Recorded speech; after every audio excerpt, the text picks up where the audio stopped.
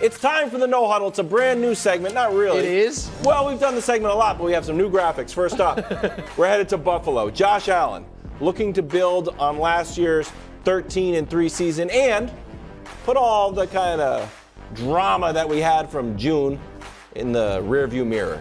And he's already talking about Lombardi trophies. Take a listen. They are maniacally focused on the Super Bowl, which seems like a good thing, but I don't think you agree, Coach. Look, if that's the goal and you're maniacally working towards it, why don't you maniacally work at what's in front of you and not worry about something that's 6 months down the road? That's what I'm saying. Like, if you want to win and you want to win on a consistent basis, you can't be looking into the future.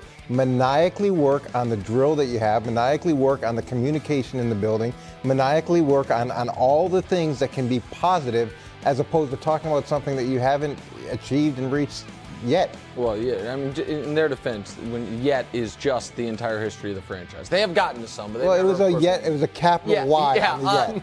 Listen, with an exclamation they've point. talked like this for 3 years. They got to an AFC title game, I don't want to say out of nowhere, but it was surprising when they got there, which is the only AFC title game they've been to in this iteration. In Josh's second year as his first year as a great player, the 2020 season. And the Chiefs rolled them, but they got there. And then that offseason, Sean McDermott said, and their general manager said, Brandon Beane, I think it is, we are obsessed with the Chiefs. And I got that. I understood what they were saying, that they were building their team about trying to beat them. But the problem with that is, since then, you have gone in the wrong direction each year. The year after you got the AFC title game, you played an epic round 2 game that you lost at the very end. And the year after that, you played a round 2 game at home that you were beat up in from start to finish against the Bengals. And so my concern for them, for the Bills, and they do have some really good fans. I know they all hate me, but they're actually good people. And I feel badly for them to a degree because because it's the only, they love the team so much, and they should have won the championship 2 years ago. But now it does feel like that with the Diggs situation, the fact that other guys might be jumping Josh Allen in the great quarterback line, and the fact that they are going in the wrong direction, that if things start off tough for them, that it could fray a bit. And I think the loss of Leslie Frazier is a real one. It is, and if you're looking forward or looking back, you're not taking care of what's in front of you. Oh, I like that. San Francisco, I'm going to look forward. Buffalo opens up in New York in 45 days. San Francisco, look at this. Look at that. I told you, it's a new segment. Brock Purdy went 7-1. His only loss when he got knocked out of the game, the NFC Championship. He had surgery in March on his elbow. He's back and feeling good. Take a listen. Okay, I'm happy for Brock Purdy, and he was a hell of a story. But I feel like that is not the story. And I feel like there's only 4 people in the football world that care about the actual story in San Francisco. 2 of them are here, and 2 of them host a podcast called First and Pod, Danny Parker's Andrew Filipponi. And that is, the 49ers have a quarterback on the roster that they spent 3 first-round picks on. Dude, he's not good. Wait a moment on that. He has thrown 100 passes in this league. If you go through his career game log, his rookie year, he was pressed into service against the Seahawks. It's his first action. He was actually good in that game. The next game, the very next week, he started against Arizona. He was awful in that game. Then, a couple months later, he had to play against Houston. He was really good in that game. That's the entirety of it. Then, the next year, he starts week 1 in a legit monsoon, and then is injured 3 plays into the next week. The idea that they have already just been like, well, he can't start, and in fact, he might not be the backup, and in fact, we're so out on him, we might carry 4 quarterbacks because we don't even think he can be the 3rd string. This should be one of the biggest stories in the NFL, and I don't get it. I really don't get it, Coach. Yeah, look, I said from the beginning, when you got to play him. His rookie year, find a package and let him play in a complementary role, add some, so it forces the defense to adjust to him, and he gets real playing time. And now you're in a situation where you've given up so much for this player, and you've never seen him play. But yet Sam Darnold comes in, and he can be Steve Young because Steve Young didn't develop till he was later, although Sam's got a ton of experience. And I love what Brock Purdy did, and if he's healthy and they think they can win with him, great. But still have a package for Trey Lance so that he can put pressure on defense and get experience, because odds are one of these quarterbacks is going to get hurt and another one's going to be playing. Wildes, do you think it's just the book is shut, he can't play? I'm reading the facts on the ground that they gave up everything, so there's got to be pressure from on high in San Francisco to let the guy play, and Kyle Shanahan doesn't want to let him play. And Kyle Shanahan can make any quarterback work. And the fact that Sam Darnold has jumped him on the depth chart. But wait a second. If we go with that thing, that he can make any quarterback work, why do you have to trade 3 number 1 draft picks I thought it was to get foolish. a quarterback? Well, I think that the idea there was we can make any quarterback work to a degree. If we get a dynamic quarterback, we'll be the best team in the league, which I actually agree with that mindset. And they wanted a guy that had the run-pass option threat that this guy had. But it's not like last year he got benched. He broke his leg. I know. So when did he was the starter going into last year. They were done with Jimmy. Yep. Then he broke his leg. So when did he show them he stinks is my question. I don't understand what they're doing there. I just don't get it. And I'm happy for Purdy, but I don't get it. Purdy undefeated. I don't get it. Except the one.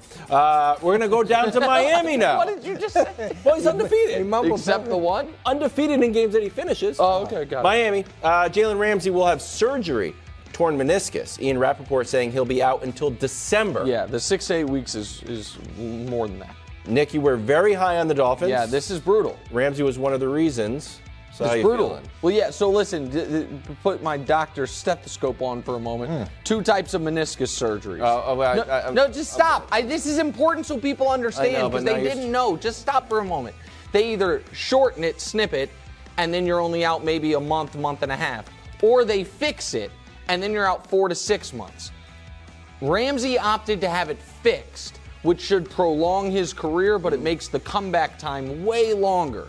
So he could miss the entirety of the year. December is optimistic as far as when he's back. He tweeted like the late season push would be great. And that was before they knew for certain that was the type of surgery he was having. Listen, I really like what Miami could be this year, Coach. If and when Tua's healthy, not if he's, as long as he's healthy. I like the addition of Fangio. I thought Ramsey was going to give them those 2 corners along with Xavier Howard. I thought they could be potentially the best team in the AFC East. I'm not out on them because of this, but this is a massive loss. Even if Ramsey's not the player he was 3 years ago, he's still one of the 6 best corners in football, and now you're not going to have him. This is brutal, man. Yeah, so I've got some hip tightness. Should I get surgery sooner or later? All right. I didn't, doctor. I mean, this is really, this is going to save a lot of money for me if I could just follows a lot of come here and get assessed by I'm by just Dr. trying to Nick. educate the audience. Thank you, Dr. Nick. Yeah, no problem. You want to answer the question about the Dolphins? I'm sorry. I have so many things I got to ask you about. Yeah, Do you do no problem. mental health? Okay, too? all right. You know what? Look, this is a terrible injury. Whenever you go and you trade for a guy that gave up a 3rd-round draft pick, you sign him for $35 million. You feel like you've really been able to upgrade a position of need at cornerback. You've got the addition of Vic Fangio. All those things make you that much more optimistic about Miami's chances. And it's terrible to have an injury. The good news is when the injury took place. So now it happens at the beginning of training camp. There's going to be a lot of players that are on the street when teams make cuts. There's going to be veterans that come loose when teams make cuts. This is a lot different than if he'd gone through the entire training camp. They didn't have a plan in place, and he gets hurt late, and they got to start the season. So it's terrible. It's unfortunate, but the good news is they can still find an answer that's a lot better than the answer they'd find if this happened a little bit later. Although I'm a Patriots fan and a Chiefs fan, I do think the league is more fun with Jalen Ramsey in it, so I hope he comes back. I hope he doesn't intercept Mac Jones when he comes back. By the time he comes back, Mac probably won't be starting, so you don't have to worry about it. Oh, just resting for the playoffs. Head to Baltimore. Rashad Bateman, still on the PUP list, but Zay Flowers is looking good, and Odell is back on the field and feeling good. Nick, are you feeling confident about Odell? Confident that Odell can be an impact player. I think the Ravens this year, their best case is they have 3 really good number 2 receivers. Because Zay Flowers is a rookie. Yeah. I think that maybe will be a number 1 eventually, but it's a lot to ask a rookie to step in and immediately be a number 1. I know Garrett Wilson did it, but that's a hard ask. I think Bateman, having dealt with all the injuries that he's dealt with, he could be a number 2, and same with Odell at this point in his career. So I think it's the best receiving core they've had, And maybe Odell will be the number one in name, if you will, but I don't think he's going to give you number one receiver production, but I think that's fine. He can still be super helpful for him. Yeah, he's played 21 games in the last 3 years, missed 29. He's got 67 catches and 9 touchdowns, which is half as many as Justin Jefferson had last season, as many receptions as he had last season, the same amount of touchdowns. So when you look at, and he's announced his retirement the following year, and typically once a guy announces he's retiring, he's already retired. So hopefully they're able to get some production out of him. If that's your number one, then It's not great. And I love it. You guys know how much I love Odell, but he's dealt with it. He's gotten banged up a lot. He's a complimentary player. Coach is out on the Ravens. No, I'm not on the Ravens. I'm just saying a number one receiver who's played 21 games out of 50. On the Ravens. It's kind of hard. Coming up next, more First Things First. Thanks for watching. Subscribe here to get more from the show and to check out clips from other shows on FS1.